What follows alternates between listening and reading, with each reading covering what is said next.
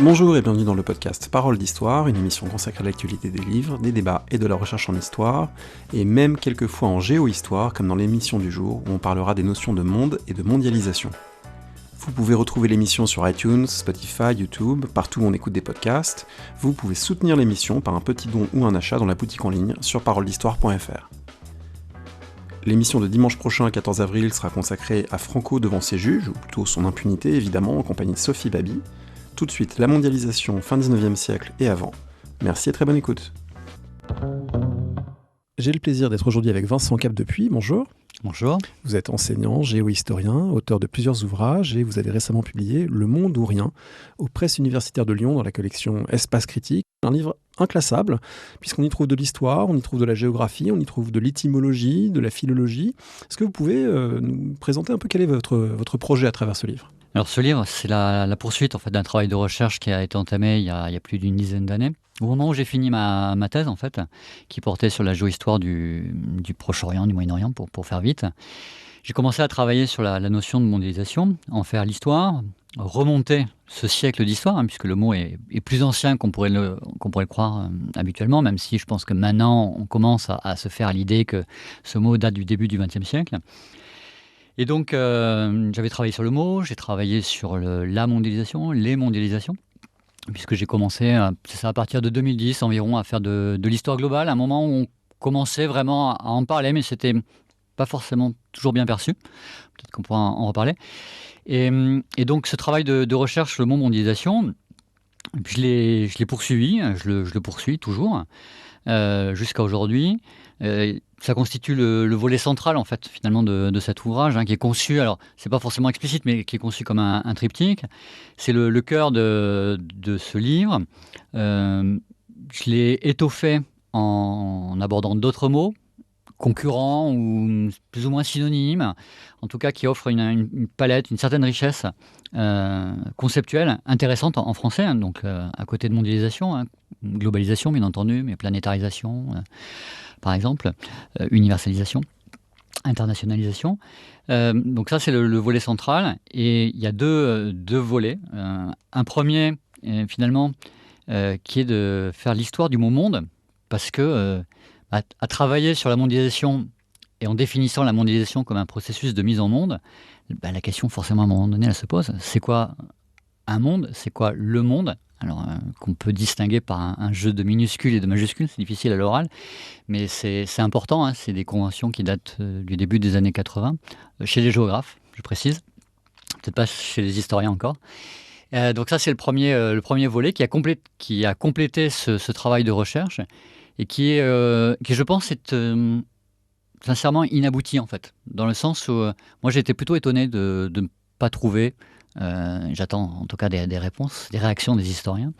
Je n'ai pas trouvé de travaux sur cette notion de monde qui pourtant est très banale, très utilisée par les historiens pour parler de monde romain évidemment, mais de monde grec, de monde arabe, de monde chinois, etc., de monde espagnol, je ne sais pas. Et pourtant, voilà, on l'emploie, et on l'emploie depuis 2 siècles, pas plus en fait, guère plus, sauf peut-être pour le monde romain. Donc voilà, j'ai entamé ce travail qui, je pense, devra être complété, peut-être corrigé, enfin comme tout travail de recherche. Et le troisième volet, qui est sur la notion de mondialisme. Alors c'est un petit peu différent par rapport aux deux autres volets, parce qu'il y a un aspect peut-être plus politique. On se rapproche davantage peut-être de l'essai, enfin, surtout vers la fin, et qui est une question en fait, une question morale, politique que je me pose, et qu'on se pose, je pense, en travaillant sur la mondialisation, en faisant de l'histoire globale. Comment on se positionne par rapport à la mondialisation contemporaine, et peut-on être mondialiste aujourd'hui ? Peut-on être mondialiste, sachant qu'en plus mondialiste est devenu une épithète de combat lorsque y a des gens qui dénoncent les globalistes, les mondialistes, etc., par opposition aux natifs, aux gens enracinés. Donc évidemment, ça charrie aussi tout un imaginaire souvent politiquement très, très toxique lorsque c'est pris dans ce sens-là. Alors pour revenir sur la genèse un peu de cette démarche, est-ce que vous pouvez dire un petit mot de votre parcours personnel au croisement de différentes disciplines, aussi peut-être d'un moment intellectuel. Il y a une thèse avec un géohistorien, il y a la revue Monde, voilà, il y a un peu un environnement dans lequel ces questions ont commencé à se poser de façon plus nette autour des années 2000-2010. Alors, j'ai pas un parcours très, très linéaire, puisque j'étais... Un parcours mondial, justement, c'est ça qui est Alors, intéressant. sans parler de mes trajectoires personnelles, de déménagement, puisque Ouais, j'habite à La Réunion. Voilà, La Réunion, c'est très mondial, c'est un microcosme d'une certaine manière. Alors, bonne question. Alors, je vais y revenir. Je commence par ma trajectoire, puisque prépa, licence d'histoire. J'ai une maîtrise et un DEA d'archéologie, en fait. Je me suis spécialisé quelque temps sur l'âge du bronze, que ce soit en Grèce, dans le monde grec, la Crète, le monde mycénien, etc. Et puis après sur la ville d'Ougarit, donc sur la côte syrienne. Et après donc ce temps d'archéologie, d'études archéologiques, j'ai fait une thèse de géographie sous la direction de Christian Grattalou. Et donc c'est là où je suis devenu un géohistorien, comme on dit. C'est-à-dire quelqu'un qui mêle la géographie de l'histoire et l'histoire de la géographie.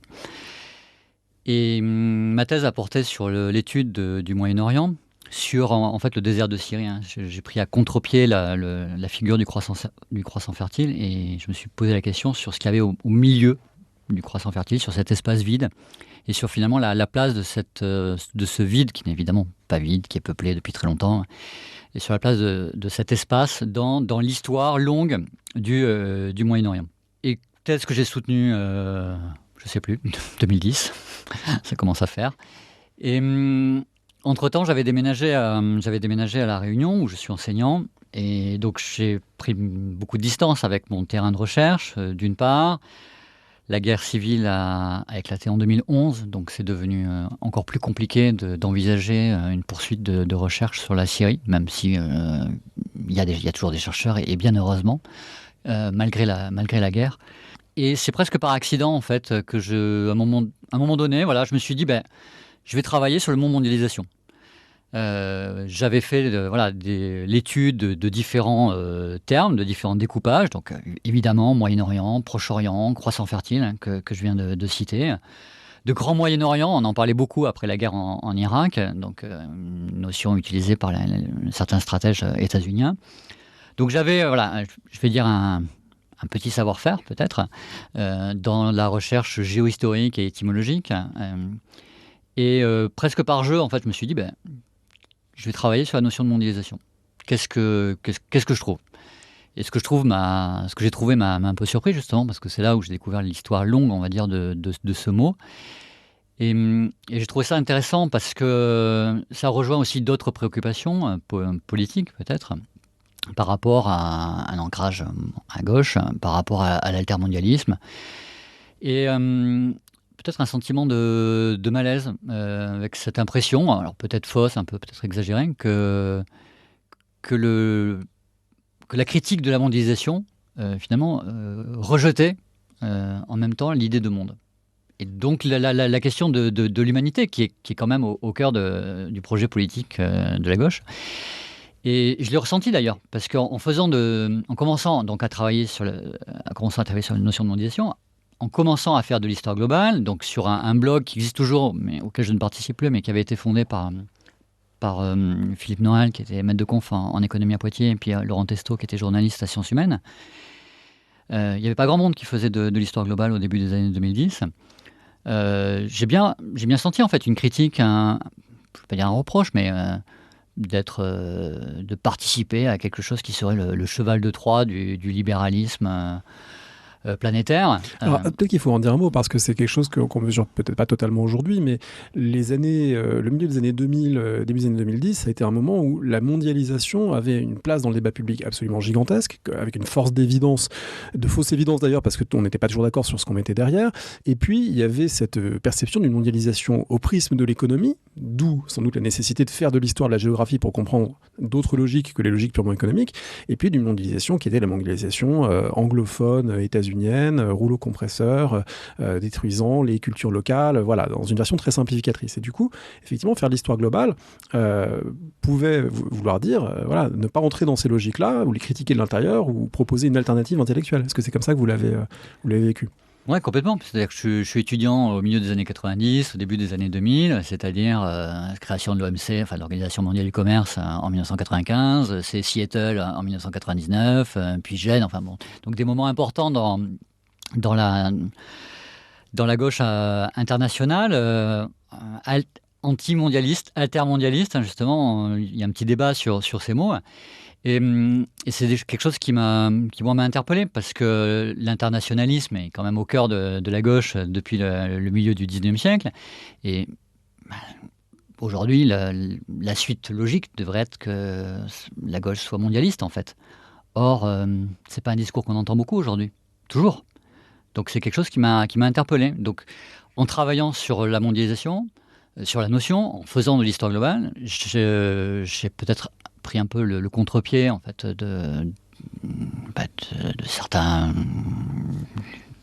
collègues, camarades à gauche, pour essayer de montrer qu'il n'y a pas que la mondialisation économique, il n'y a pas que la mondialisation capitaliste, il n'y a pas que la mondialisation libérale, et que c'est quelque chose qui est plus long, plus ancien, plus complexe, plus intéressant, et qui nous appartient. Alors on va redérouler justement ce fil chronologique, revenir à l'histoire longue du monde, avec cette idée très intéressante, qui est que le monde en tant que totalité de la planète n'a pas toujours existé, n'a pas toujours été pensé en tant que tel. Et du coup vous passez d'abord en revue d'autres manières de le nommer, d'autres manières de le penser, et peut-être qu'on peut en dire un petit mot pour chacun de ces termes, et de voir ce qu'il en reste. Alors on commence chez les Grecs, où il y a la naissance... pas que là, mais notamment là, d'une pensée géographique, avec des termes comme cosmos et oikoumene. Alors, deux termes qui désignent des réalités très différentes, à des échelles très différentes. Le cosmos, c'est je vais le dire en latin, alors quasiment, c'est l'univers, c'est l'ensemble de ce qui est organisé, ordonné. L'écoumène, c'est la forme actuelle en français.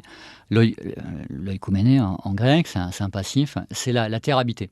La terre habitée par les êtres humains. C'est pas le monde tel qu'on pourrait le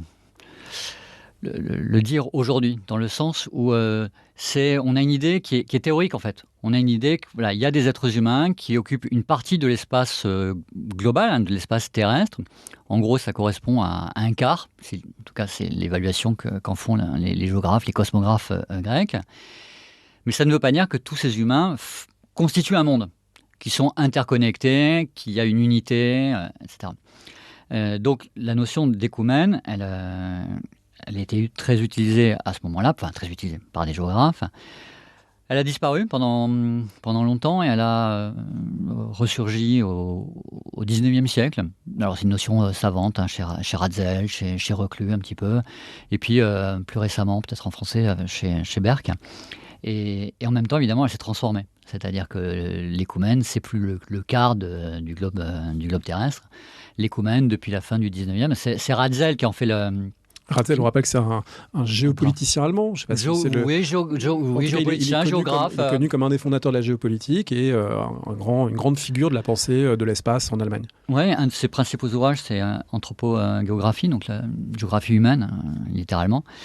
Et donc, qui a été peu traduit en français, toujours aujourd'hui, mais qui a beaucoup influencé quand même certains géographes, notamment Reclus, Élisée Reclus, mais pas que. Et il fait ce constat donc à la fin du 19e, au début du 20e, que l'écoumène, à ce moment-là, il s'est étendu à l'ensemble de la Terre. Voilà. Il a ce constat qui rappelle la phrase d'Antonio Guterres, le secrétaire général de l'ONU. Il dit: il n'y a pas d'autre planète, en fait. On est arrivé aux bornes, on est arrivé aux limites de l'espace planétaire, et on a une conscience écologique, en fait. Il n'y en a pas d'autre, et peut-être qu'il faut faire attention, en fait. Bon. Donc ça, c'est la notion d'écoumène. La notion de cosmos... qui est donnée cosmopolite, évidemment. Ouais, alors c'est ça qui est intéressant, parce que quand on parle de cosmopolite ou de cosmopolitisation, cosmos désigne de façon évidente, en fait, le monde.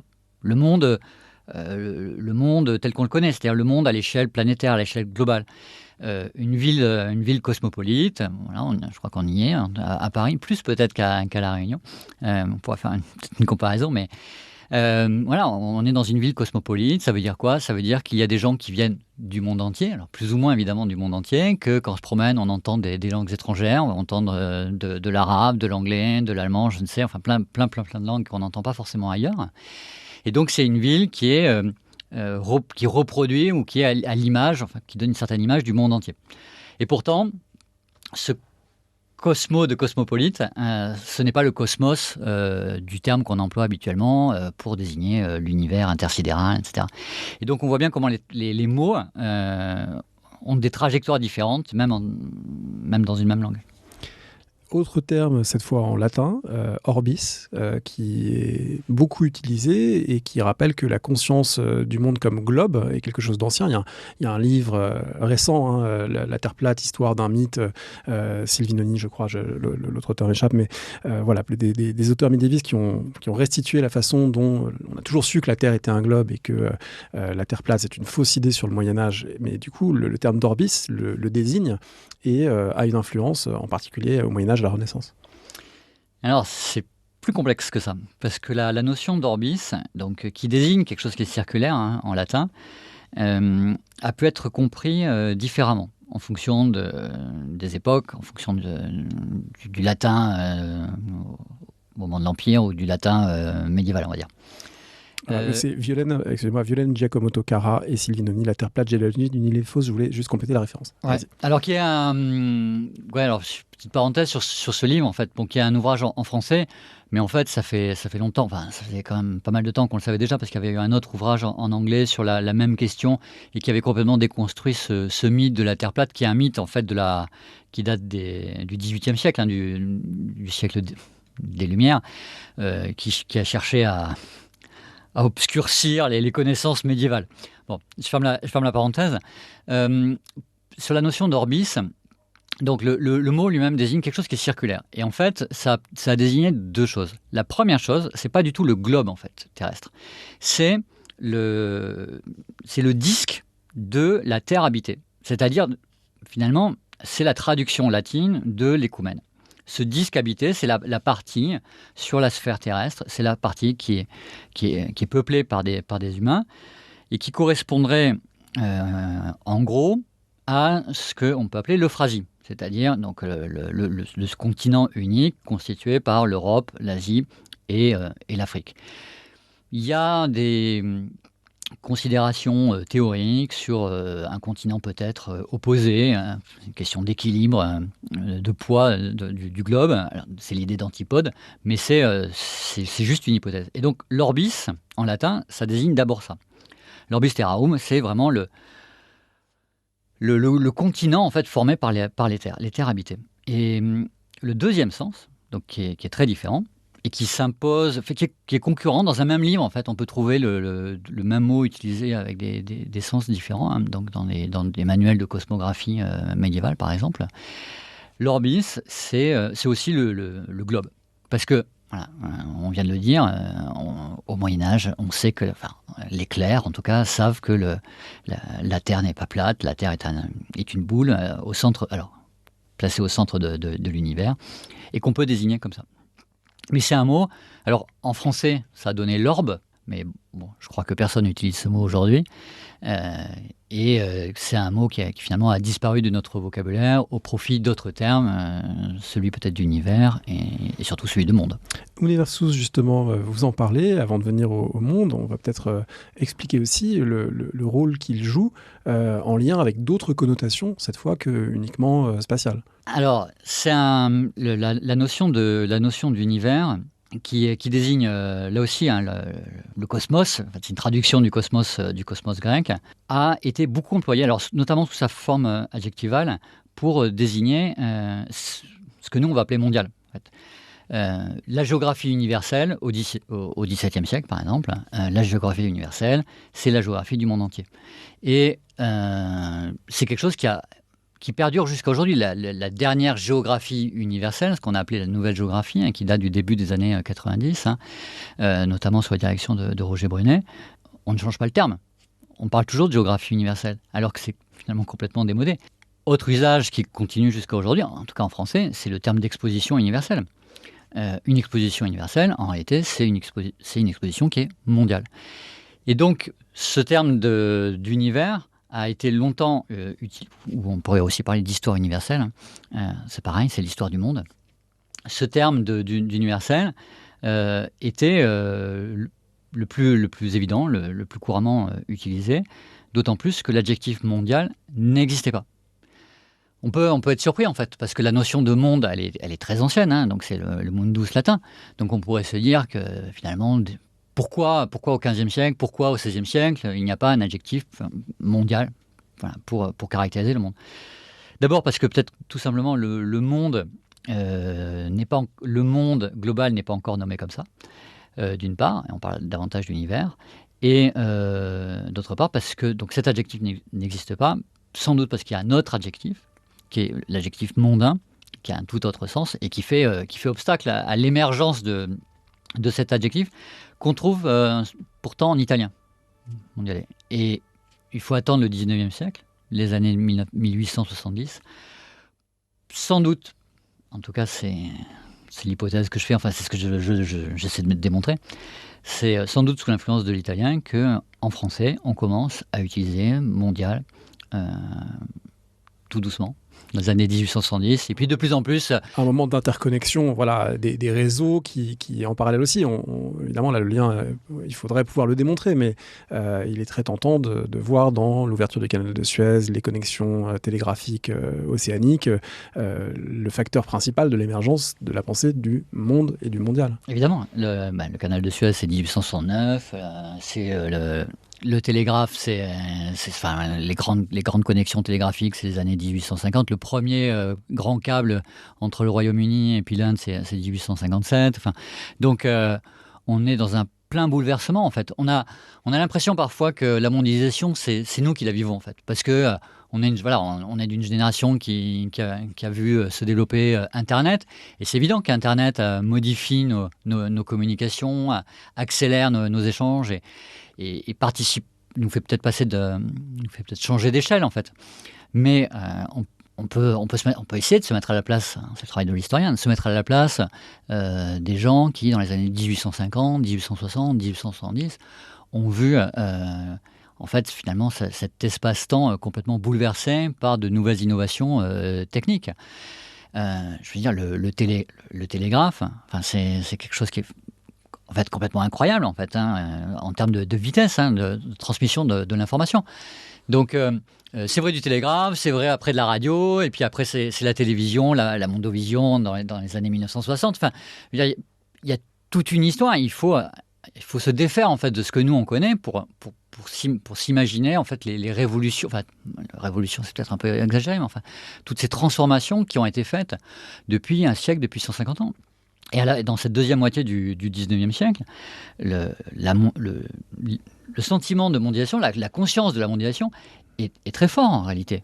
Alors on va y revenir. Juste avant, je voudrais qu'on revienne un petit peu sur le terme de monde et son émergence, parce qu'il ne va pas de soi. Vous avez dit, ça fait 2 siècles à peu près qu'on pense le monde comme monde. Il y a eu toute une phase où il posait problème parce que ça pouvait à la fois être la totalité, le monde au sens la planète, mais aussi la partie, le nouveau monde par rapport à l'ancien monde. Alors comment on fait s'il y a un seul monde pour qu'il y en ait un ancien et un nouveau? Alors ça pose plein de questions, théologiques en fait, hein, sur la création du monde. Dieu, créateur du monde, il n'y en a qu'un. Alors la question de la pluralité des mondes, elle a été envisagée, elle a été condamnée par l'Église. Et en même temps, il y a cette découverte, enfin, pour les Européens, hein, au XVe siècle, de cette terre qu'on ne perçoit pas tout de suite en fait comme un nouveau continent. Mais finalement, le constat s'impose. Et on prend l'habitude de l'appeler le Nouveau Monde. Mais c'était une expression qui existait déjà, qu'on trouve chez des voyageurs, sous des formes latines en fait. Cette idée d'autre monde, l'expression autre monde existe. Certains voyageurs, par exemple, je pense au XIVe siècle, qui s'enfoncent dans les steppes d'Asie centrale, dans l'Empire mongol, ont vraiment l'impression d'être dans un monde qui est autre, qui est étranger, qui est différent. Et donc, on voit bien qu'il y a une idée de pluralité de monde au sens civilisationnel, en fait, du terme.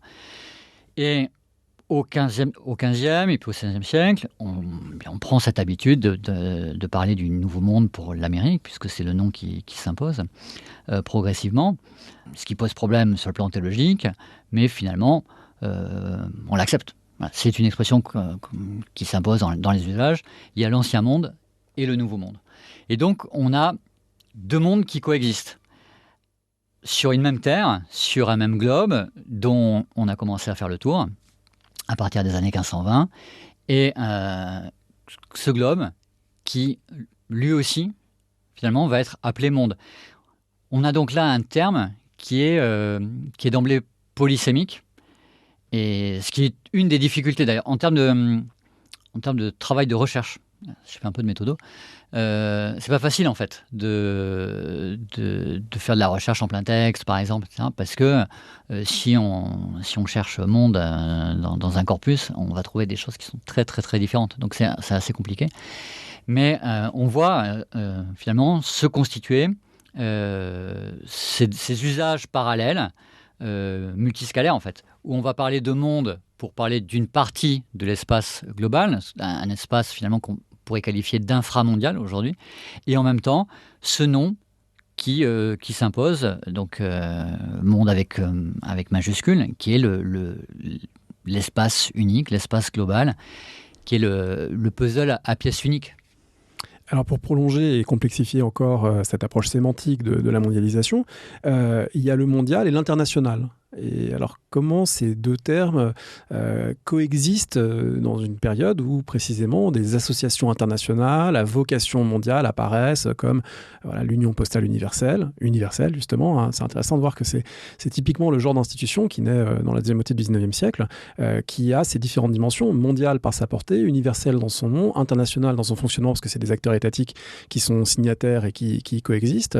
Comment le mot international s'ajoute à ce vocabulaire? Alors le terme d'international, il vient de l'anglais, il est forgé dans les années 1780. Il est repris assez vite en français, tel quel.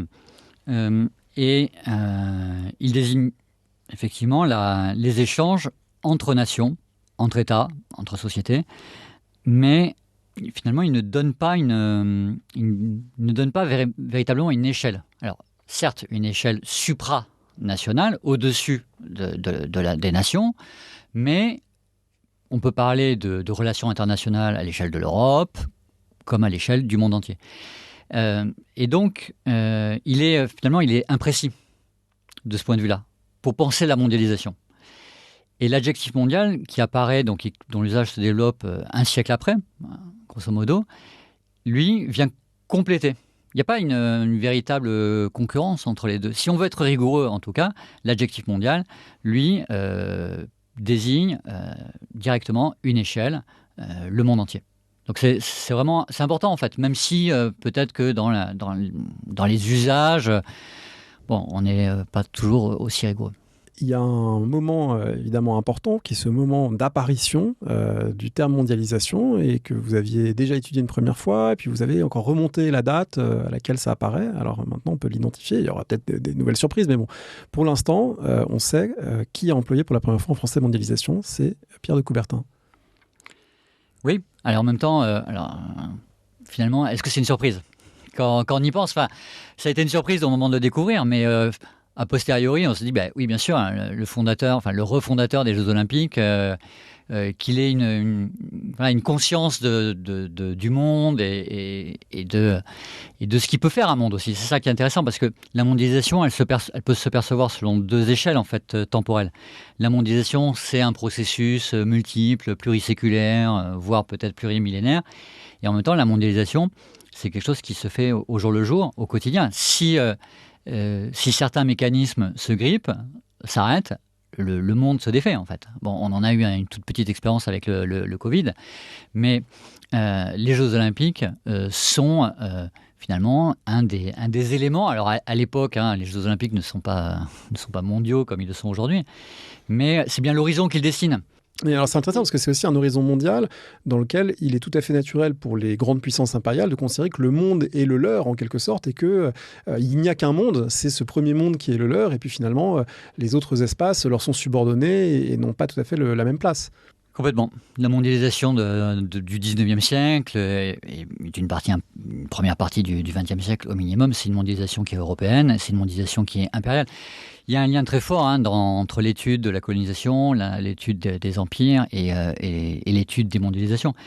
Alors, il faut les coupler, il faut en être conscient, et en même temps, je pense que c'est l'intérêt de l'histoire globale, c'est des fois d'inverser les regards, de faire le pas de côté et de changer le point de vue.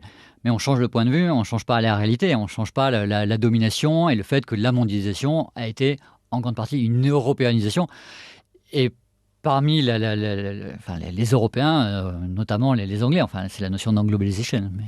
Alors, ça peut être intéressant justement de voir que pour les contemporains, si on focalise un peu le regard sur, on va dire, les années 1880-1910, avant la Grande Guerre en tout cas, comme apogée de la pensée du mondial et de la pensée du monde dans toute une série de milieux, tout le monde n'y met quand même pas le même contenu. C'est-à-dire qu'il y a des gens pour qui, Coubertin par exemple, le monde est avant tout une arène d'affrontement à la loyale entre nations pour que le meilleur gagne. Il y a aussi des gens qui sont attachés à y mettre un contenu de mutualisation, de fraternité, à faire naître quelque chose comme du mondial et un esprit mondial. C'est des gens qu'on appelle souvent les internationalistes. Est-ce qu'on peut peut-être développer avec vous un petit peu sur ces milieux ? Vous citez notamment une des figures très connues qui est en Belgique, Paul Otlet, mais il y en a d'autres. C'est qui ces internationalistes qui croient qu'on peut faire advenir un monde ? Alors effectivement, c'est une des choses, je trouve, les plus intéressantes quand on fait l'histoire de la notion, du mot de mondialisation. C'est que les premiers usages sont assez différents. Alors, on peut trouver un sens finalement assez basique à la mondialisation, c'est le fait de devenir mondial. Finalement, c'est le sens dans lequel emploie le mot Coubertin. Mais chez Paul Otlet, alors peut-être situons-le, voilà. Voilà, qui est donc juriste belge, et je pense que c'est pas un détail en fait. Il y a toute une pensée internationaliste en Belgique, toute une attention. Oui, on peut renvoyer d'ailleurs à l'épisode qu'on avait fait sur Henri Pirenne comme historien, entre la France et l'Allemagne, et justement obligé de penser des horizons européens pour ne pas s'enfermer dans le nationalisme. Il y a une logique de cet ordre-là. Voilà, je pense qu'il y a toute une réflexion à Bruxelles, enfin pas qu'à Bruxelles, mais qui a lieu.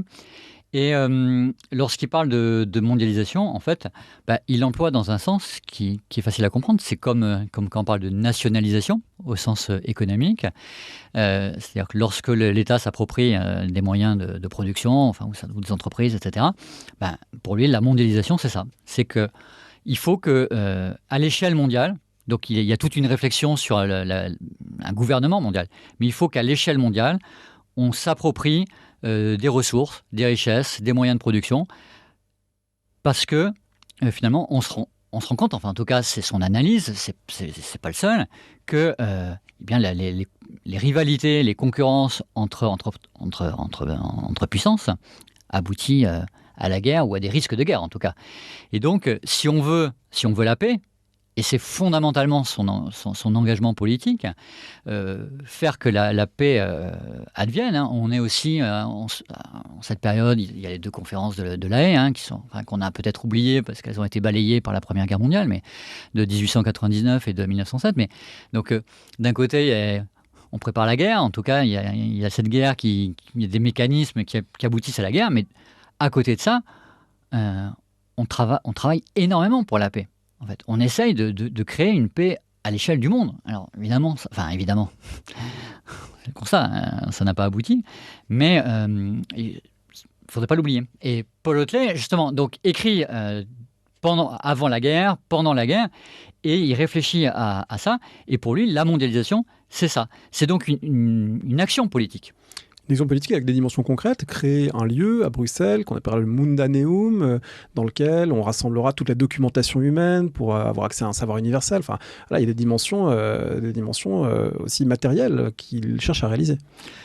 Ouais, alors ça peut paraître anecdotique aujourd'hui, mais parce qu'on consulte beaucoup avec ordinateur dans les bibliothèques, mais on a tous connu les petites fiches cartonnées. Pas tous justement, mais non, pas tous, en tout cas. Les plus anciens d'entre nous.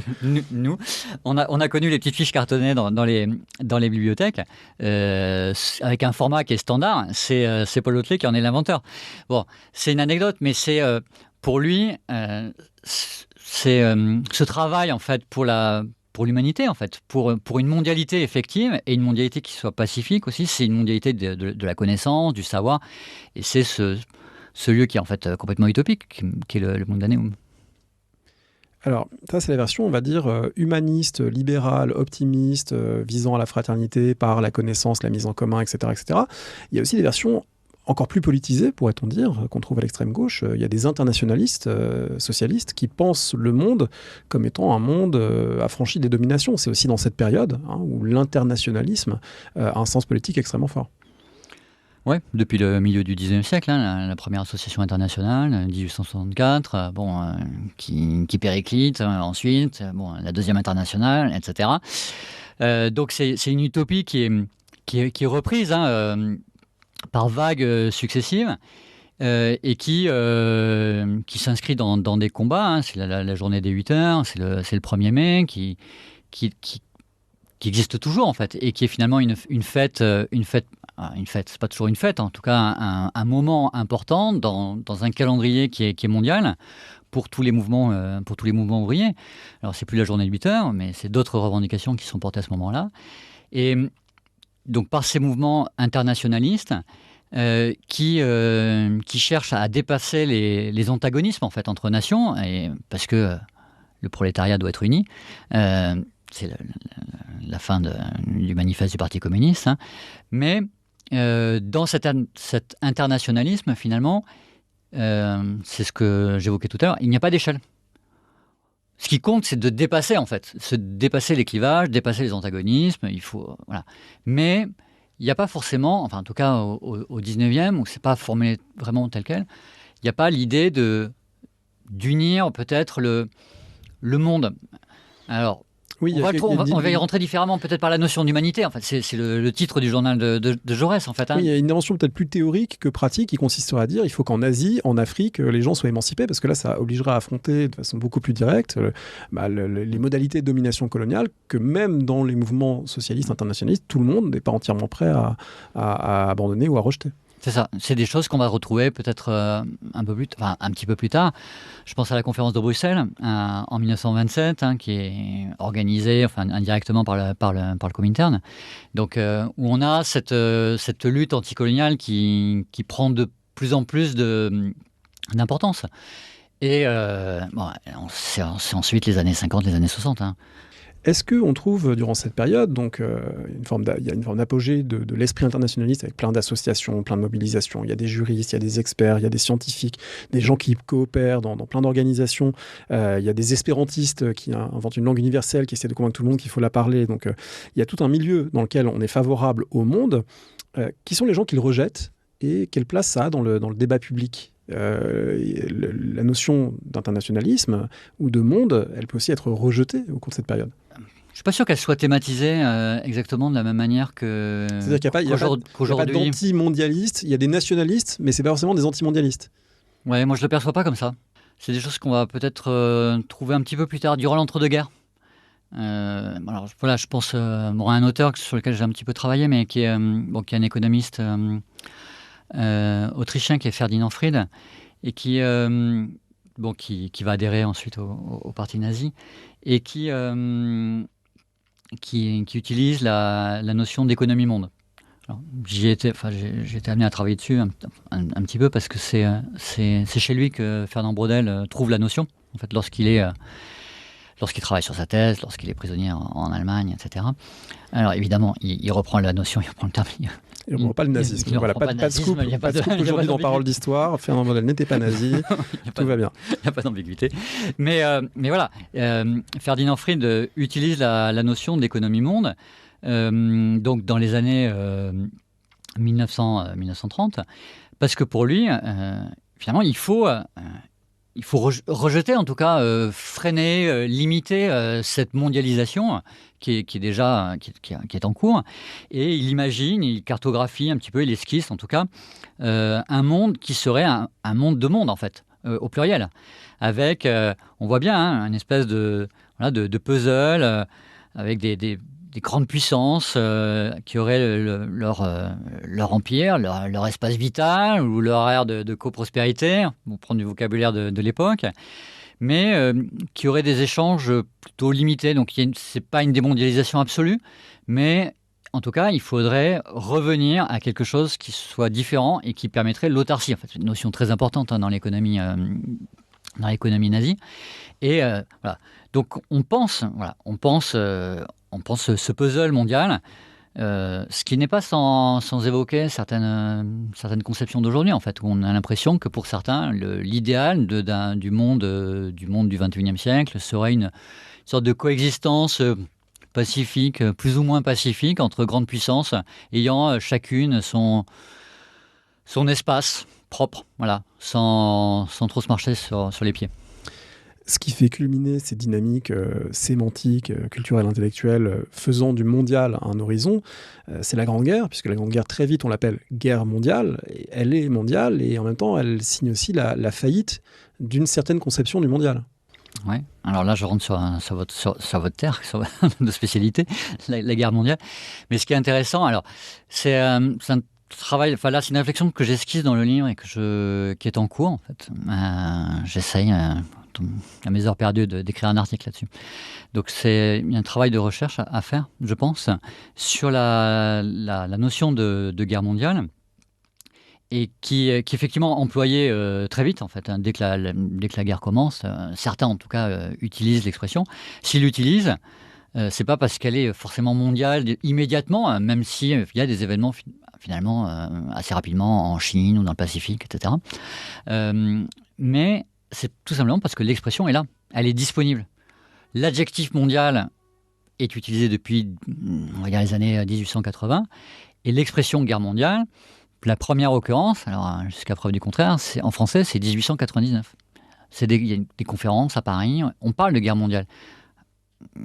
Ça ne désigne pas une réalité, il n'y a pas de guerre mondiale à ce moment-là, mais en tout cas, c'est quelque chose qui est pensé, dont on a peur, qu'on imagine, qu'on redoute, etc. Bon, donc l'expression est là, elle est de plus en plus utilisée, on voit une montée. Hein. Je fais peu de quantitatif, très honnêtement, mais je crois que là, sur une expression comme ça devient vraiment intéressant. Et puis, je crois qu'on a des outils qui sont plus performants aujourd'hui pour faire du quantitatif sur des occurrences linguistiques. Ouais, Gallicagram, par exemple. Ouais, exactement. C'est excellent. Alors on va leur faire un coup de chapeau amical parce que voilà, ils ont vraiment mis à disposition des chercheurs et des chercheuses quelque chose d'assez formidable. Évidemment, comme tout outil à utiliser en le paramétrant bien, en réfléchissant à ses limites, avec prudence, etc. Mais il y a vraiment quelque chose de grande qualité que l'on peut utiliser très facilement. Voilà, Benjamin Azoulay, Benoît de Courson, merci pour cet outil qu'on est nombreux à utiliser. Ouais, c'est un outil qui est vraiment formidable et qui va bien au-delà de ce qui pouvait exister auparavant. On pouvait avoir des occurrences. Bon. Il y a un autre paramètre, en fait, qui joue dans la qualité de ces recherches, c'est que la numérisation et la reconnaissance de texte aussi, c'est nettement amélioré. Ce qui aide, hein, parce que sur un adjectif comme mondial, par exemple, moi j'avais énormément d'erreurs, en fait. C'est-à-dire que quand je faisais des recherches sur Gallica, très souvent, je tombais en fait sur des adjectifs comme mondain ou des choses qui n'ont rien à voir, en fait, des erreurs de numérisation, des erreurs de reconnaissance de texte. Et je pense que tout ça s'améliore et ça permet d'affiner le travail de recherche. Je crois que c'est important et je pense que c'est uniquement avec ça qu'on va pouvoir commencer à faire du vrai quantitatif. Et pour en revenir sur l'expression guerre mondiale, justement, c'est ça qui est assez frappant, en fait. Comment l'expression est utilisée de façon un peu épisodique dans les années 1900, 1905, 1910.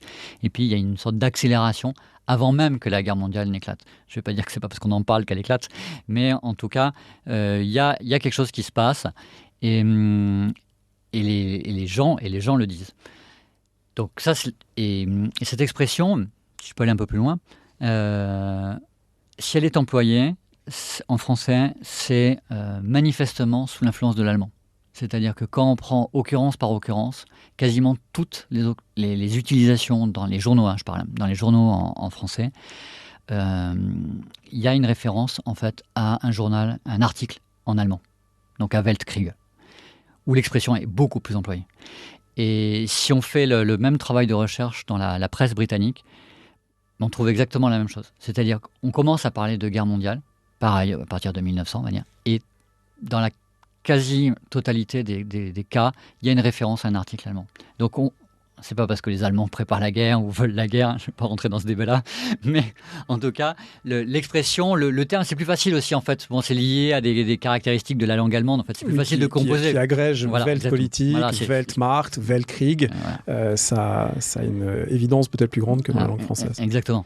Donc, et puis les Allemands ont voulu la guerre, hein, comme dit Fritz Fischer. Merci Vincent Cadopuy d'avoir tranché ce débat historiographique. Donc voilà, le mot est là en allemand, il est très employé, et finalement, en Angleterre comme en France, on reprend l'expression et elle est utilisée. Et ce qui est intéressant, c'est donc, on parle de Première Guerre mondiale avant la Première Guerre mondiale, comme on parle de Seconde Guerre mondiale ou de Deuxième Guerre mondiale, très longtemps, en tout cas longtemps avant 1939, avant la Seconde Guerre mondiale. Parce qu'en fait, la Première Guerre mondiale est à peine finie ou n'est même pas finie, qu'on s'interroge en fait. Quand sera la suivante? C'est toujours à titre d'hypothèse en fait, c'est pas pour désigner une réalité. Mais bon, dès le début des années 1920, il y a la conférence de Washington, on essaye d'arbitrer les tensions géopolitiques entre le Royaume-Uni, les États-Unis, le Japon, sur les flottes navales, etc. Le risque de guerre, il est quand même là. Et donc, on envisage la Seconde Guerre mondiale. Mais c'est pareil, on voit l'occurrence monter, alors soit seconde, soit deuxième, hein, mais à partir du milieu des années 1930. Toujours pareil, un petit peu avant, quoi. Pour terminer peut-être sur une notation un peu plus légère que la guerre, quoique le personnage ne soit pas que léger, c'est la traversée de l'Atlantique en avion par Lindbergh en 1927 qui, vous le montrez, marque les esprits de façon très forte. C'est-à-dire que c'est comme si c'était l'une des dernières barrières en quelque sorte à tout ce qu'on a dit auparavant sur le rétrécissement, l'abolition des distances, la contraction de l'espace-temps, etc. Et là, il semble qu'il y ait quelque chose qui cristallise une réflexion sur le monde et sur le fait que le monde soit plus petit qu'auparavant. Autour de ce moment-là. Oui, alors après, c'est peut-être une sensibilité personnelle, honnêtement, parce que d'un côté, j'ai un grand-père qui a travaillé avec Blériot, et qui a travaillé dans une usine d'aviation dans la banlieue parisienne, et de l'autre, j'ai une grand-mère qui a appris à piloter, voilà. Alors que, voilà, elle avait 20 ans en 36, hein. Donc, c'est des choses que j'ai entendues. En fait, je crois que l'aviation, c'est pareil, c'est devenu sans doute une évidence. Je pense que pour nos élèves, oui, il y a des avions dans le ciel, ça vole, on peut aller n'importe où, etc. Je pense qu'au début du XXe siècle, ça a quand même marqué les esprits. Et la traversée de l'Atlantique par Lindbergh, c'est un événement, bien sûr.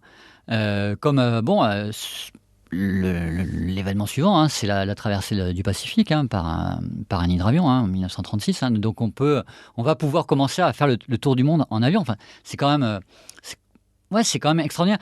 Et je crois que ce qui est très important aujourd'hui, si on fait l'histoire globale, ou si on fait, alors l'histoire globale, je veux dire au sens strict, si on fait une histoire de la mondialisation, comment l'humanité s'est unifiée, comment le monde est devenu monde, ça nous demande en fait un recul en fait. Sortir de nos évidences, sortir de ce qu'on voit, de ce qu'on vit, pour comprendre en fait tout ce qui constitue ce monde, que ce soit dans les moyens de communication, dans les moyens de transport, dans les conventions internationales. Vous avez parlé de la Poste tout à l'heure, mais c'est les fuseaux horaires, c'est la dénomination des nuages, c'est le système métrique, etc. Et tout ça s'est constitué progressivement. Et c'est vrai que l'avion, pour en revenir à Lindbergh, c'est une accélération, c'est une contraction de l'espace-temps qui est importante, même si évidemment là c'est un individu, hein, mais c'est les années 50, c'est les années 60. Hein. Les compagnies aériennes, elles se développent, les premières compagnies aériennes, elles se développent après la Première Guerre mondiale. Hein. Je pense que la Première Guerre mondiale a fait faire un saut aussi à l'aviation. Air France, par exemple, KLM, et on a ces réseaux qui s'étendent, hein, à partir encore une fois, hein, de l'Europe à l'époque, mais pas que. Hein, on a aussi un réseau aérien qui se développe à partir de Tokyo, hein, à partir du Japon. Hein. Je crois c'est important de ne pas oublier. En fait, hein, à partir de la fin du 19e, on a l'émergence de la puissance japonaise. La mondialisation, elle n'est pas que européenne. Le Reclus le dit. Hein, on est de plus en plus dans un monde polycentrique. Alors, sans doute qu'il rêve. En tout cas, il anticipe sur quelque chose qui n'est même pas encore advenu. Mais ce sont ces processus qui sont à l'œuvre déjà à l'époque. Et l'autre dimension, sans doute, dans l'avion, c'est que, évidemment, on décolle, on s'élève. Alors, on ne s'élève pas encore très très haut, hein, mais c'est les pages sublimes de Saint-Exupéry, en fait. Donc, on voit la terre des hommes vue d'en haut, de jour, de nuit. C'est tout un imaginaire et poétique, mais pas que. et qui, je pense, a saisi les contemporains, en fait. Voilà. Merci beaucoup Vincent Cadeau, tu rappelles le titre de votre livre Le Monde ou Rien. Est-ce que pour terminer, vous auriez un conseil de lecture que vous voudriez partager à ce micro ? Je ne sais pas si je peux faire de la promotion familiale. Puisque j'ai une mère donc, qui est aussi historienne, docteur en histoire. Qui n'est pas pilote. Qui n'est pas pilote, non, pas du tout. Mais qui est spécialiste de Félix Eboué, mais qui va publier dans quelques semaines un nouvel ouvrage sur les camps de Samédard-en-Jalles. J'en parle parce que c'est très très loin d'être de l'histoire locale, et je crois que on méconnaît en fait profondément le nombre de camps. Alors, c'est un terme qui est un peu polysémique, hein. Il y a des camps militaires, mais des camps de prisonniers, il y a des camps de travailleurs. Et on méconnaît profondément, je crois, la géographie, je veux dire, presque la géohistoire des camps en France. Oui, on en connaît quelques-uns. On connaît le Struthof, on connaît, je sais pas, Drancy, par exemple, Gurs ou d'autres. Mais très honnêtement, pour moi, ça a été aussi une sorte de révélation, entre guillemets, d'apprendre à 40 ans passés que la ville de Samédard-en-Jalles, qui est à une vingtaine de kilomètres de Bordeaux, avait compté en fait de très nombreux camps.